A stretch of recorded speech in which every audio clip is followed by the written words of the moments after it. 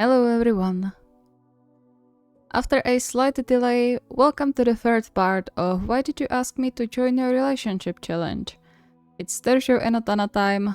I finally got to incorporate some more stuff I wanted to into their storyline. So let's take a look, shall we? As always, special thanks to my lovely patrons and all of you who subscribe and watch these videos. You're keeping this channel alive and going. Thank you very much, and I hope you will enjoy.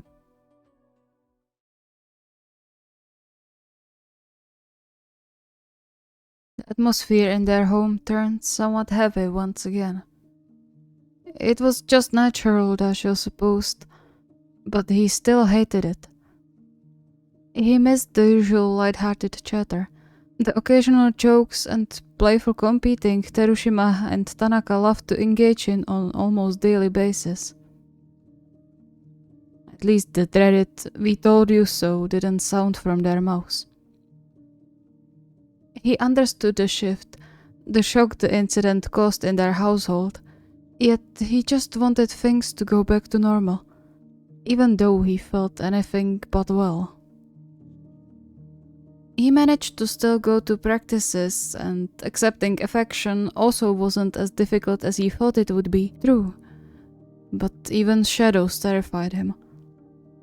At night, he had to mentally cling to his nightlight and the soothing presence of his boyfriend next to him to settle his panicked mind and racing heart. Fortunately, someone to cling to was always around, even before he went to sleep. He really got lucky with our adoptive family, huh? Tori, so far sitting contently on his shoulder, flapped her wings and repeated "lucky" a few times, and Dasho smiled. He couldn't express how grateful he was to Terushima for bringing the budgie in. In times he found himself alone at home, she was the best companion he could wish for, with her happy chirping and adorable head tilt. And she even proved to be an incredible alert system, always making sure Dasho knew when someone entered their home. However, it wasn't always the good stuff that came with owning the little parrot, and Dasho paused when he spotted a tiny piece of paper stuck on her claw. "I hope you didn't tear any of Yuji's paperwork again." He could swear the budgie looked guilty, telling him he was going to find yet another shredded paper on the table soon. Unless Terushima found it first. "Really? Is this how we show gratitude?" He felt like a parent reprimanding his child, though he supposed a lot of pet owners felt the same. Sighing, he gently patted the soft feathers on her belly, mentally preparing to hear another lecture about not guarding Tori properly, even though it was mostly Terushima's fault for leaving the papers lying around without desks. "Maybe it will help him get more tidy. It's getting ridiculous sometimes." "Make sure to apologize later, okay?" "Apologize for what?" Dasho startled a bit, mentally berating himself for not paying attention to his surroundings, and turned around, finding Terushima looking at him with a curious tilt of his head, very much similar to Tori. Like father, like daughter, it seemed. Before he could answer, Tori squeaked and quickly flew away in the direction of her cage, the soft metallic clank telling them she closed herself in. What was that about?" "She's guilty because she tore into your papers." "Oh, come on, again?" He rushed to the table, judging by the defeated groan that followed, finding Tori's work. "My designs! Why does she have to play a paper shredder on my sketches?" Dasho gave him a compassionate smile, feeling quite awful when he spotted the paper strips in Terushima's hands, all that was left of his work. "I'm sorry, I should have kept an eye on her." "It's not your fault.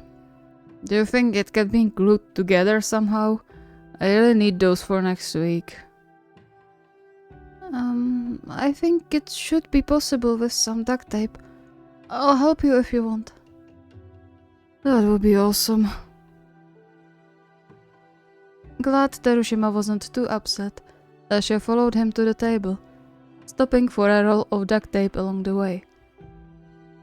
It was fruitless work for a while, but eventually they figured out the best way to stick the pieces back together, and the atmosphere relaxed again as they pieced the slightly sad version of the jigsaw puzzle.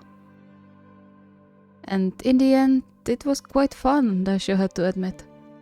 They were together. Terushima chatted away like he was used to, almost as if nothing happened last week. Almost. Is it a good idea to do the challenge now? It might put a damper on everything. However, as much as he worried about the potential answers, deep down he really wanted to know why they chose him of all people. After all, his boyfriends were some of the most amazing people he had the fortune to meet, and he was him. A work in progress with uncertain results, merely more than a broken toy. Can I ask you something? Terushima paused with a soft, surprised hum. Yeah, of course. You don't have to ask to ask. Why did you want me to join your relationship? Silence settled between them as Terushima blinked in confusion, his eyes widening a fraction. Where did this come from? I was just wondering. We only talked about it when you first asked me out, before you even told me you are polyamorous. But you never really told me why you wanted me around. A soft smile curled Terushima's lips as he reached for Dasho's hand to give it a firm squeeze, the warmth of his expression and touch chasing away some of the clouds that settled over Dasho's mind. Well, that's simple, because I don't remember ever being so infatuated with someone from the first moment like I was with you. You made me believe in love at first sight. Dasho stilled, guilt constricting his chest. You didn't know what you were getting into back then. Your sister told me enough to know it wouldn't be easy, but that doesn't matter. I fell for who you are, not for someone you might be 10 years from now. Like, yeah, I admit it's difficult sometimes, but being with you outweighs all of that. Heat prickled in Dasho's cheeks, but Terushima didn't let him look away to hide the pressure building behind his eyes. We love you the way you are. Nothing else matters. I don't know what to say. Smiling, Terushima caressed his cheek before gently bumping their foreheads together. Then don't. Just remember what I said, okay? The rest will fall into place. He gave Daisho one of his lovely cheeky grins, and then continued on with telling him the story of his last misfortune as if nothing happened. Yet, the warmth spreading through Daisho's chest was an unmistakable sign that it was all real. That he had no reason to worry after all.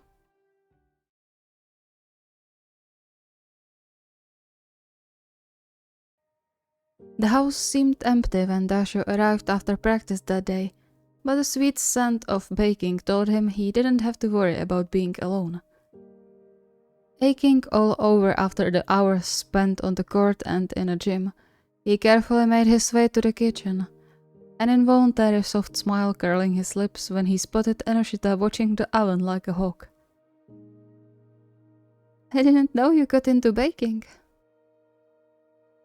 Ennoshita flashed him a smile and opened his arms in a silent invitation for a hug, which Daisho gladly accepted, letting out a quiet, relieved sigh when Ennoshita's arms wrapped around him. Just sometimes when I get cravings for sweets. I don't mean to steal the family baker title from you though, don't worry. Emily Baker? Yeah, your cupcakes and cookies are still the best thing in the world. Biting his lip, Dasho briefly hid his face in Ennoshita's shoulder to hide the blush creeping up into his face before he reluctantly let go. At least he had some function in the house. Do you want my help with it? Nah, it's okay. You should rest. I bet you are exhausted.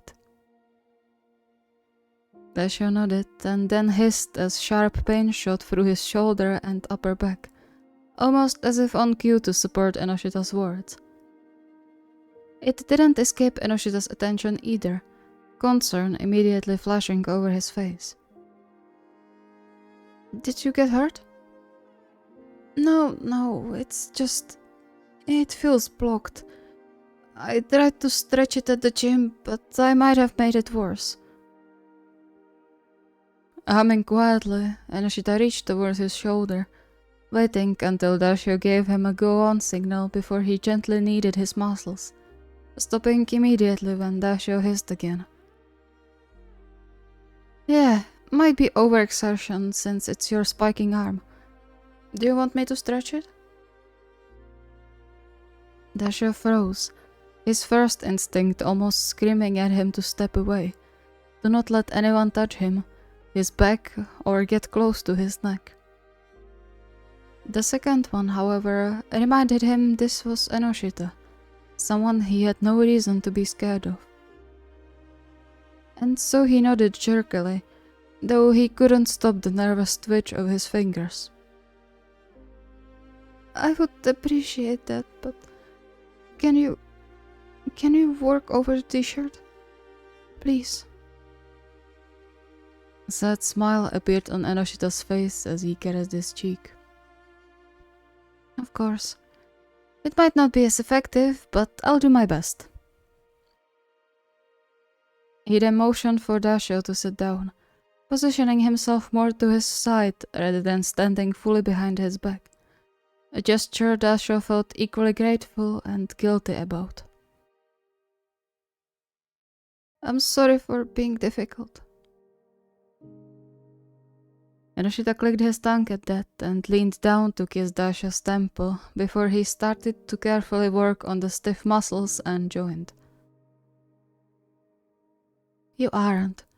It's part of you now. You can't do much more about it than you already do. And you're already doing your best. But still, it's been years. I should be getting over it already now. Suguru, everyone has their own pace for dealing with trauma. You can take your time. It's not a race. Actually, I think you should be proud of yourself. Just a few months ago, we couldn't even come close to you from behind or hug you. And now look at you and the progress you made. It's amazing. The least we can do is to meet you halfway. The words rolled around in Dasho's mind for a while before they stuck, the love seeping from Ennoshita's voice and actions pushing away the guilt. At least for a while. Thank you for everything. No need. You're thanking us enough every day by being with us. Despite the fondness of the whole sentence, Dasho paused, another set of memories entering his mind and making him shiver. You weren't too excited when I joined you back then though, right? Now it was Ennoshita who stilled for a second, his grip on Dasho's shoulders tightening briefly. Is it about the time I got jealous of you? He didn't wait for Dasho's answer and let out a deep sigh, lightly capturing Dasho's hand with, for him, so atypical hesitation. Though Dasho understood. That evening, only about a month after they started dating, was still vivid in his memory, as was the way Ennoshita's face twisted with anger, so strange compared to his usual kind expression, when he yelled at him for allegedly hogging Yuji's attention. He cracked back then, crying in front of Ennoshita for the first time, terrified of both Ennoshita's fury and of losing the only stability he had back then. And even after they talked it through and countless apologies from Ennoshita's side, he couldn't help but wonder sometimes whether some of the past resentment had stayed till this day. Although, seeing Ennoshita's destroyed expression now, he couldn't but feel guilty for his faults. It wasn't like that. I was interested in you ever since Yuji told us about you, and I started to like you since our first date. He glanced away, taking a shattered breath. But I understand why you would think I didn't after what I screamed at you then. It wasn't your fault, none of it. I just didn't know where we all stood when you joined, and instead of talking with Yuji about it, I took it out on you. The guilt in his eyes when he looked up again cracked Dashio's heart. I'm so sorry, love. It's alright, you didn't know me well back then. Doesn't give me the right to be so nasty to you. Feeling anything but upset, Dashio reached for his hands, giving them hopefully a reassuring squeeze. It's behind us now, and you already apologized. I don't blame you either. I'm glad we managed to get over that. Finally, Ennoshita cracked a smile, leaning closer to kiss Dashio's cheek. Me too. I would miss out on so much if we didn't. You're like water, you know? Calm, soothing, and cooling the heat of those two idiots we shared the house with. He chuckled. But I guess you can be a raging tide too, and I love all of it. Dashio joined him with a soft laugh of his own, feeling the tension disappear from the air and his shoulder as well.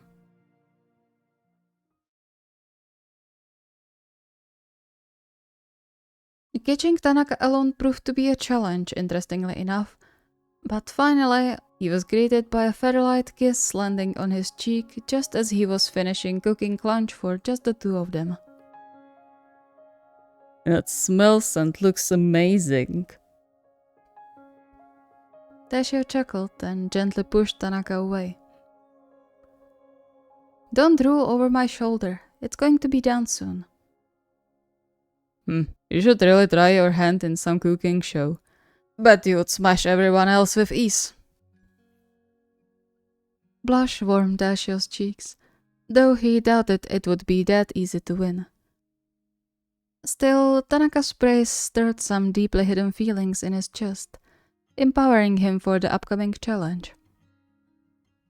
He turned to Tanaka and let himself get pulled into a hug, melting in the safety of his boyfriend's arms. As long as you like my cooking, I'm happy. Well, we would have to be idiots to not like it. He pulled away a bit, brushing a stray strand of hair from Dashio's eyes, a soft smile playing on his lips. You are letting your hair grow out now. He stated it so matter-of-factly it stole Dashio's breath for a moment. He instinctively reached to his hair, letting his fingers slide through the strands a few times. True, it did get long as of lately. He didn't even realize it. But in the end, he liked his hair longer, and he had no reason to keep it short. Not anymore, at least. Do you like it? Yeah, it suits you. But I don't mind either. You look stunning no matter what you do with your hair or outfit.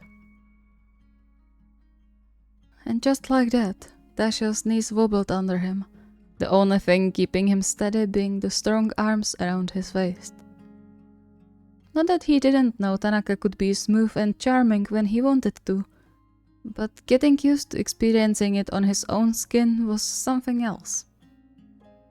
He wasn't going to complain though, even if his face was burning from embarrassment.